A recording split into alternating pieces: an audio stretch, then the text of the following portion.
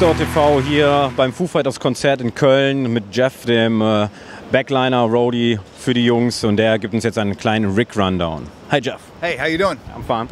So this is Nate's rig right here, and it's pretty simple. Keeping everything. We run into the Audio-Technica wireless, and then go into Whirlwind switcher here, and basically we come out of that and into this looper, which is the liquid foot, liquid router. And so what we did there was we have all of his pedals in the drawer here. We've got Nate's signature pedal, we've got a little graphic EQ, we've got the bass drive, or the drive plus and the bass drive. And what we used to do is we had all his pedals out on a pedal board there. Yeah, okay. But a lot of the stages we have are so big, so it's like 75 feet there, 75 feet back. All right. So by going to the looper, we eliminated 150 feet of copper out of his signal path. Oh, cool. And the tonality change was amazing. So you change for him now, or does he change his sound? He changes it. I send this okay. board out here. So really, all we're sending out there is MIDI information. Okay. And then we can set up any configuration of any pedal back here. We can do combinations of the pedals. We can do independent. Actually, in the back of the rack, I have a chorus and a tremolo as well. And he only uses that on a couple of parts, just a little bit part. But before, when we were doing the long run and having the pedals out there, by the time the signal got back here, we were ended up having to push different frequencies back into it just to create live. With a bad wireless system in the old days. Yeah, exactly, okay, exactly. Okay. But just that much copper. Anytime you go over 45 feet, things start to change, you know. And so we were running 150 feet by the time we go out and back.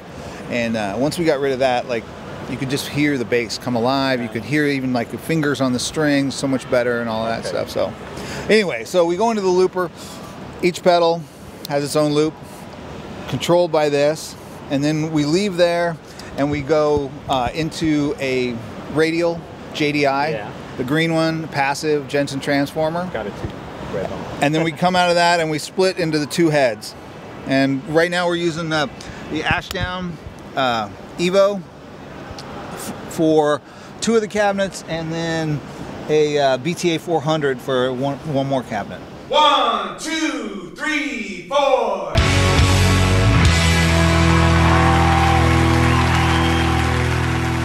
Okay, so this is Nate's signature, as you guys know. Yeah. Right there. Yep.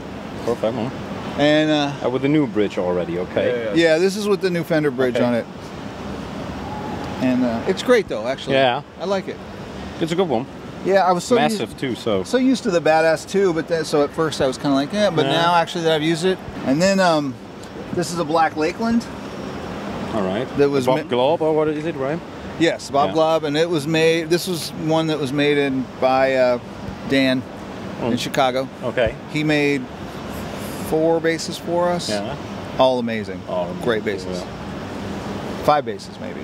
Has the original Nate Mendel is not on tour anymore, right? It is not on tour with us right now. You know, we brought it out sometimes and not, but now it's pretty much we're going to keep it in the back at the studio at 606. Okay. Does he play the Mexican ones, or is it really a custom shop now? No, he plays a stock one. He right? plays a stock, his signature bass. Right, man. They're great. Yeah, I know. It's the best Fender bass at the moment, I guess. I would say, because you got the quarter pound in, you got the good bridge, and I love the 70s neck. And the next model after the 72 of the original, but the original bass was alder, and these bodies are ash. Oh, Swamp ash, right? Yeah, they're a swamp ash, and why that is because we found this bass, which was just, it's actually a kind of a parts bass, and it had the swamp ash body, and but he just loves this bass, and this is a Pacific Highway body, and a Fender American Standard neck. All right. And so I think at the end of the year, this was in Corona, I looked it up, I think it was made in Corona 1992. And at the end of the year, I think they take all the parts that they have left and just throw them together to get them out and sell them. And I replaced the pickups and the bridge, and then this like became his favorite bass. And so the actual, his signature model is a combination of this body and the neck off of his 72. Right. Yeah. So, but I really like the ash body as compared to the alder. Got a bit more attack. Yeah, and it just has. I feel like the alder is more like bottom and top, and the ash seems to project a little more mid-range. Yeah. You know, just give you that kind of that growl. Growl, yeah. Yeah, absolutely. We have this humdinger here that we picked up from you guys. Right here. Bought at the music store, ladies and gentlemen. Yeah, right there. This thing is great. Yeah. It has a really good sound and bass, especially for that money, right? Absolutely. And pretty good build for the money, Yeah, too, you yeah. know? I was looking at the Hagstrom, which has a very similar model base to this, and it just seemed like this build was better than that. You know, in the similar price range. I think the Hagstrom was like 500. Yeah. This was a little more. It was a little more. But I think it was worth it. I like the next better too from the feel. Yeah, So.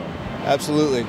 He uses this on a couple of songs, but man, it just has a completely different sound, and it really fits on a couple of the songs. And then we got this relic. Oh. What is it, 77, 78? I think it's actually a little later than that. I think it's an 82, 88, 82, somewhere in there, if I remember right. Then That's good. So you're doing... it had that big metal guard on it, and then I just made this out of a piece of old pick guard and just cut it out with a Dremel, because he kept hitting his hand on it, and it was bugging him. So same with mine. yeah, just created kind of a flat pickup there for it. Oh yeah.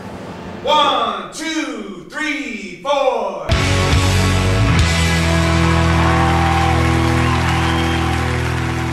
So here's bass cabinets, 2 810s. We got this custom Vox style, kind of a fawn covering on them.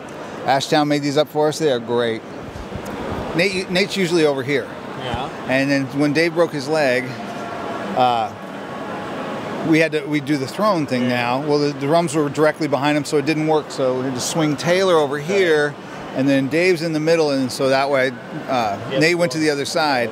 But then all of a sudden, over here something was missing because Pat's so used to having bass over here, and so that's why we split the rig up, and I started running bass over here as well and over there. So just to add, you know, just to fill out the stage a little bit. Fill out the stage and get some bass on the other side as well, right? Absolutely. I like the combination of those two heads. The Ashton heads are great. It's interesting, like the BTA is so big and woolly that when you're playing bass by itself, it sounds amazing. And I prefer it over the Evo. Yeah.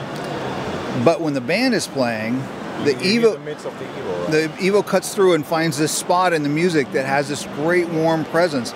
So then, like using them both, you kind of get the best of both worlds, you know. Yeah, so it's amazing. Yeah, It's we got the place for it, the room for it. Absolutely, yeah. We got.